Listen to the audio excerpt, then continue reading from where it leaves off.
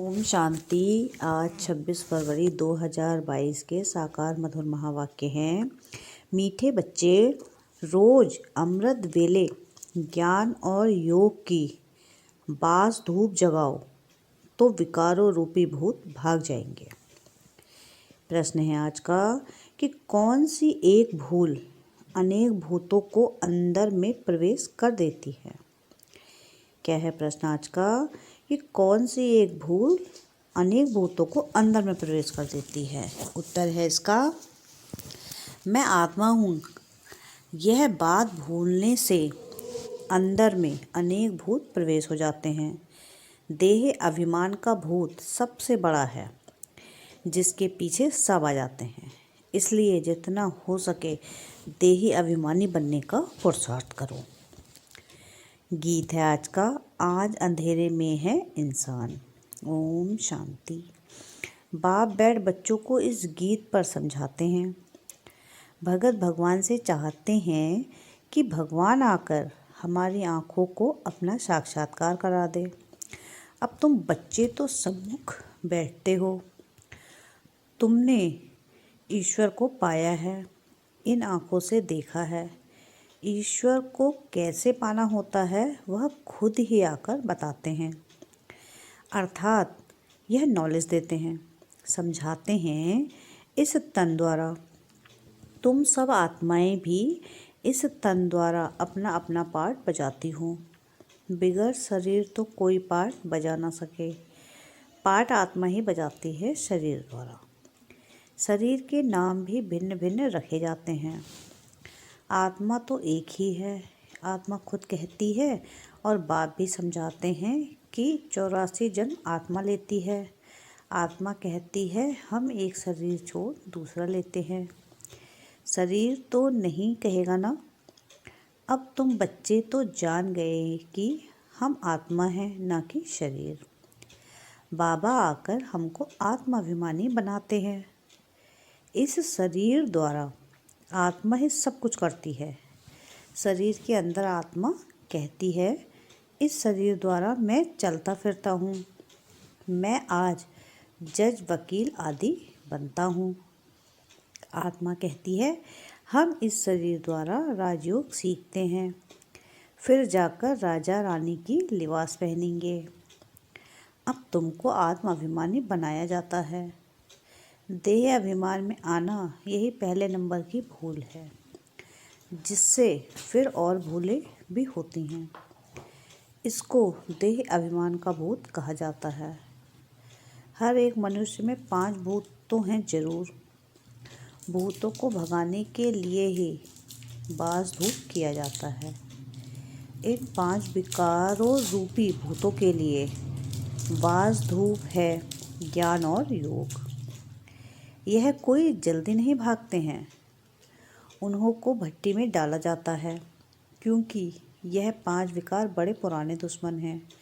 बाप कहते हैं बच्चे, तुम्हारे में इन भूतों की प्रवेशता हुई आधा कल्प हुआ है, जब से रावण राज्य चला है। बरोबर भारतवासी रावण को दुश्मन समझकर जलाते हैं।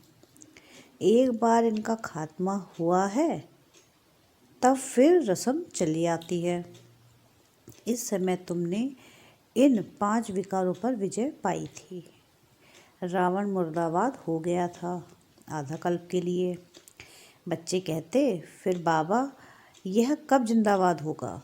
बच्चे फिर आधा कल्प के बाद जिंदाबाद होगा, अपना राज्य करेंगे। कहते हैं ना राम राज्य चाहिए, तो अब कौन सा राज्य है, रावण राज्य है ना। सतयुग में रावण राज्य ही नहीं होगा, वहाँ होगा राम राज्य। अच्छा, राम राज्य के पहले राजा रानी कौन थे यह भी कोई नहीं जानते नहीं। राम राम कहते हैं तो राम को ऊपर ले गए हैं, कृष्ण को नीचे ले गए हैं। सतयुग का तो जैसे कोई को पता ही नहीं है। तुम प्रदर्शनी में भी लिख दो कि हर एक मनुष्य में 5 भूतों की प्रवेशता है। कम से कम 7 रोज भट्टी में रहें तब यह भूत सब भागे। उन्हों को ज्ञान और योग का धूप चाहिए। उनके सिवाय कभी मुक्ति जीवन मुक्ति पा नहीं सकेंगे। इस ज्ञान और योग का इंजेक्शन एक ही सर्जन के पास है। अब यह ज्ञान आत्मा को मिल रहा है। आत्मा समझती है कि बाबा हमको समझा रहे हैं और कोई भाषा में ऐसे नहीं कहेंगे कि परमपिता परमात्मा हमको पढ़ा रहे हैं। भगवान खुद भी निराकार तो बच्चे भी निराकार। निराकार इस साकार द्वारा साकारी बच्चों को ज्ञान दे रहे हैं। यह तुम अच्छी तरह जानते हो, परंतु चलते चलते कई बच्चे भूल जाते हैं। चलने का भी पहला कारण है, भूलने का भी पहला कारण है देह अभिमान का भूल। उसको भगाने का अमृत वेले ही पुरुषार्थ करना है। अमृत वेले बाबा की याद अच्छी रहती है। कहते हैं सिमर सिमर सुख पाओ, अमृत वेले का ही कायदा है। भगत लोग भी अमृत वेले ही सिमरन करते हैं। राम सिमर प्रभात मोरे मन। आत्मा बुद्धि को कहती है कि राम सिमरो। भक्ति मार्ग में तो ऐसे ही टोटके बनाते हैं, वह कोई रियलिटी में नहीं है। समझते नहीं कि काम भी भूत है। तुम लिख सकते हो, सब में 5 भूत हैं। पहला नंबर है देह अभिमान, फिर सेकंड नंबर है काम महाशत्रु। आगे स्कूल में भी पढ़ाते थे कि तुम आत्मा हो, यह शरीर 5 तत्वों का बना हुआ है। आत्मा अविनाशी है, शरीर विनाशी है। अब तो यह पढ़ाई आदि कुछ नहीं है। अब तुम बच्चों को पूरा परिचय दिया जाता है। प्रेसिडेंट को जरूर प्रेसिडेंट कहेंगे, प्राइम मिनिस्टर को प्राइम मिनिस्टर। दोनों की एक्ट अपनी अपनी है। वैसे परमपिता परमात्मा और फिर त्रिमूर्ति, उन्हों की भी एक्ट अपनी अपनी है। शिव को कहा ही जाता है पतित पावन। वह ब्रह्मा द्वारा पतितों को पावन बनाते हैं, उनकी यह ड्यूटी है। अब बड़े ते बड़ा तो है शिव बाबा कब जन्म मरण में नहीं आते हैं, बाकी ब्रह्मा द्वारा सर्विस करते हैं। शिव बाबा है एवर प्योर। ब्रह्मा विष्णु पुनर्जन्म में आते हैं। शिव बाबा तो करण करावनहार है। इस समय बाबा मीठे झाड़ का सैंपलिंग लगा रहे हैं, जो और धर्मों में कन्वर्ट हो गए होंगे, वह सब निकल आएंगे। तो यह इतने समझानी नया कोई समझ ना सके। 7 रोज भट्टी में पड़ने के सिवाय मुक्ति, जीवन मुक्ति कोई पा नहीं सकते। तुमने भी भूतों को निकालने के लिए कितनी मेहनत की है। बुद्धि जब पवित्र हो तब ज्ञान अमृत ठहर सके। तुम बच्चे समझ सकते हो तो बरोबर बाबा की याद भूल जाती है। बहुत देर अभिमान आने से फिर मित्र संबंधी आधी तरफ लव चला जाता है। कोई को भी मोह का भूत ना आए।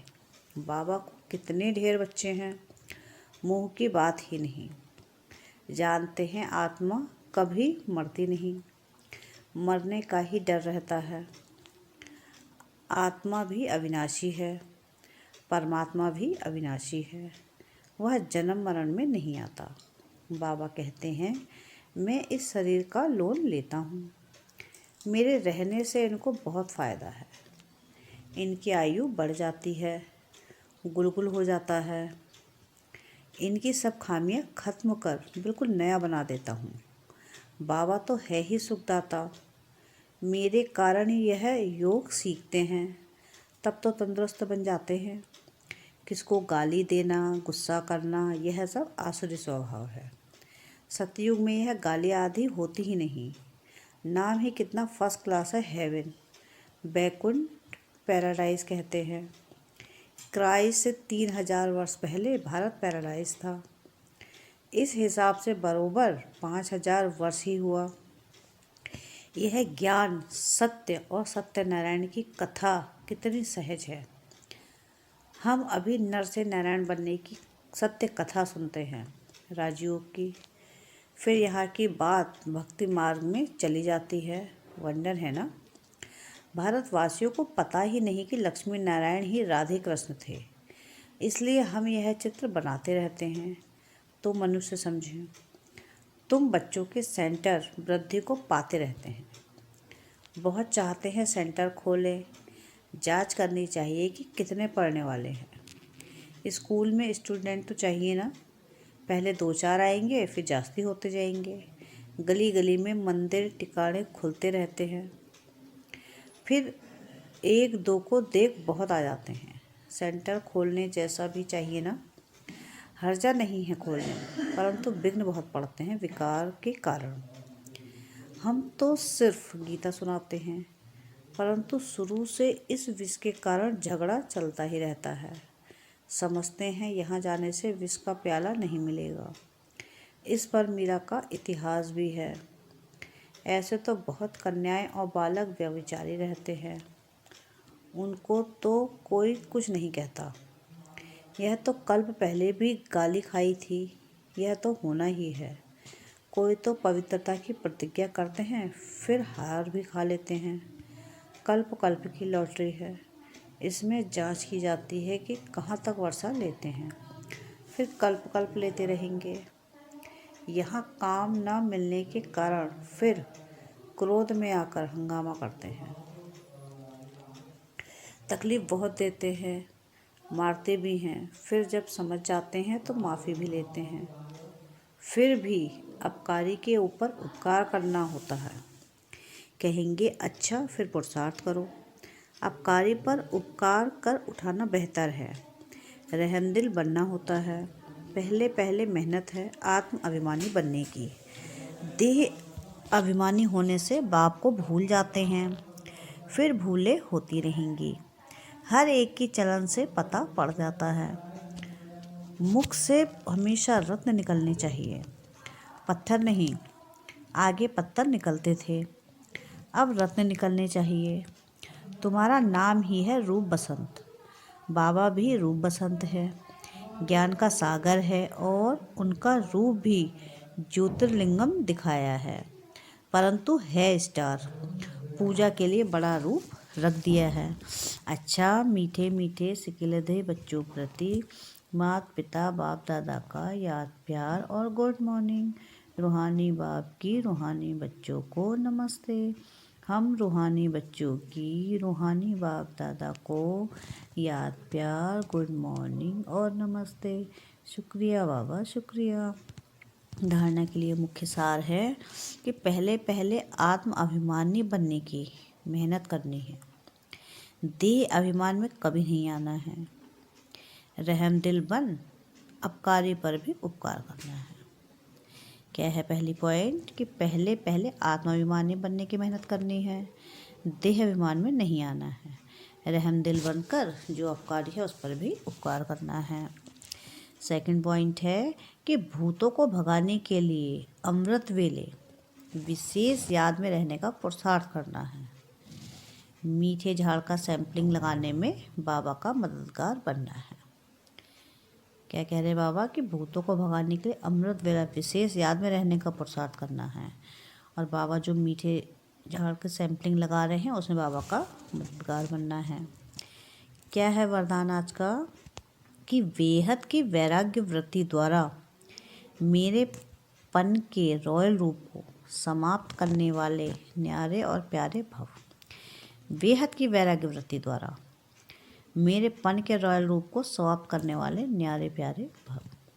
समय की समीपता प्रमाण वर्तमान समय के वायुमंडल में बेहद का वैराग्य प्रत्यक्ष रूप में होना आवश्यक है।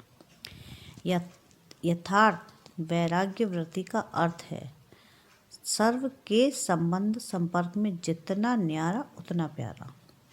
जो न्यारा प्यारा है वह निमित्त और निर्माण है, उसमें मेरेपन का भान आ नहीं सकता। वर्तमान समय मेरापन रॉयल रूप से बढ़ गया है।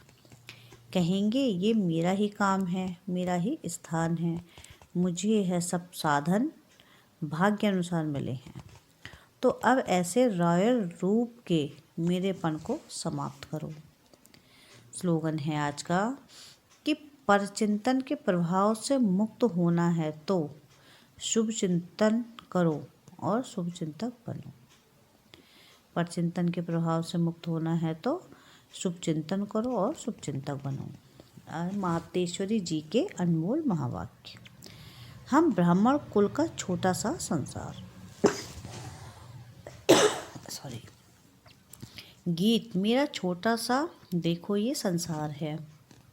यह गीत किसी समय का गाया हुआ है, क्योंकि इस संगम समय ही हम ब्राह्मण कुल का छोटा सा संसार है। वो हमारा कौन सा परिवार है, वह नंबरवार बतलाते हैं। हम परमपिता परमात्मा शिव के पोत्रे हैं। ब्रह्मा सरस्वती की मुख्य संतान हैं और विष्णु शंकर हमारे ताया जी हैं। हम आपस में सभी भाई बहन ठहरे। यह है अपना छोटा सा संसार। इनके आगे और संबंध रचा ही नहीं है। इस समय का इतना ही संबंध कहेंगे। देखो हमारा संबंध कितनी बड़ी अथॉरिटी से है। हमारा ग्रैंड पप्पा है शिव। इनका नाम कितना भारी है। वो सारी मनुष्य सृष्टि का बीज रूप है। सर्व आत्माओं का कल्याणकारी होने के कारण उनको कहा जाता है हर हर भोलेनाथ, शिव, देवों के देव महादेव। वो सारी सृष्टि का दुख हरता और सुख करता है। उस द्वारा हमें सुख, शांति, पवित्रता का बड़ा हक मिलता है। शांति में फिर कोई कर्म बंधन का हिसाब किताब नहीं रहता, परंतु यह दोनों वस्तु पवित्रता के आधार पर रखते हैं। जब तक पिता की परवरिश का पूर्ण वर्षा ले पिता से सर्टिफिकेट न मिला है, तब तक वो वर्षा मिल नहीं सकता। देखो ब्रह्मा के ऊपर कितना बड़ा काम है। मलेच्छ 5 विकारों में मैली अपवित्र आत्माओं को गुलगुल बनाते हैं। जिस अलौकिक कार्य का उजूरा फिर सतयुग का पहला नंबर श्री कृष्ण पद मिलता है। अब देखो उस पिता के साथ तुम्हारा कितना संबंध है, तो कितना बेफिक्र और खुश होना चाहिए। अब हर एक अपने दिल से पूछे, हम उनके पूर्ण रीति हो चुके हैं? अच्छा। ओम शांति, ओम शांति, ओम शांति।